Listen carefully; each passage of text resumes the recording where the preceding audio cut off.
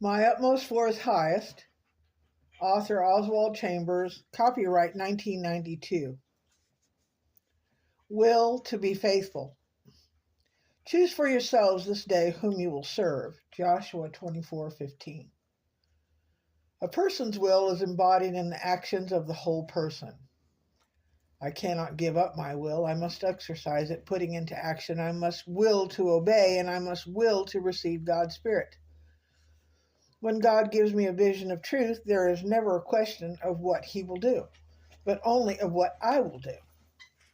The Lord has been placing in front of each of us some big proposal and plans.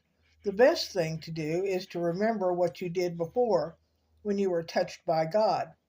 Recall the moment when you were saved or first recognized Jesus, or realized some truth. It was easy then to yield your allegiance to God. Immediately recall those moments each time the Spirit of God brings some new proposal before you. Choose for yourself this day whom you will serve. Your choice must be a deliberate determination. It is not something into which you will automatically drift, and everything else in your life will be held in temporary suspension until you make a decision. The proposal is between you and God. Do not confer with flesh and blood about it. Galatians 1:16. With every new proposal, the people around us seem to become more and more isolated, and that is where the tension develops. God allows the opinion of His other saints to matter to you, and yet you become less and less certain that others really understand the step you are taking.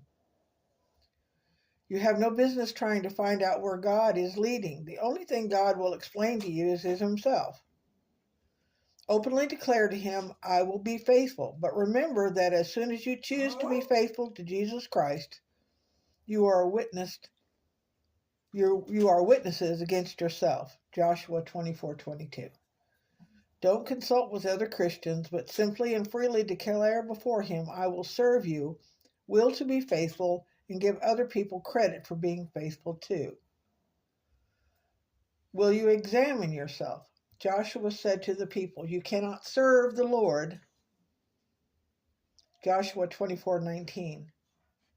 Do you have even the slightest reliance on anything or anyone other than God? Is there a remnant of reliance left on any natural quality within you or on any particular set of circumstances? Are you relying on yourself in a manner whatsoever regarding the new proposal or plan which God has placed before you? Will you examine yourself by asking these probing questions? It really is true to say, I cannot live a holy life, but you can decide to let Jesus Christ make you holy. You cannot serve the Lord, but you can place yourself in the proper position where God's almighty power will flow through you. Is your relationship with God sufficient for you to expect Him to exhibit His wonderful life in you? The people said to Joshua, no, but we will serve the Lord. 24:21. This is not an impulsive action, but a deliberate commitment. We tend to say, but God could never have called me to this. I am too unworthy. It can't mean me. It does mean you. And the more weak and feeble you are, the better. The person who is still relying and trusting in anything within himself is the last person to even come close to saying, I will serve the Lord. We say, oh, if only I really could believe. The question is, will I believe? No wonder Jesus Christ placed such emphasis on the sin of unbelief.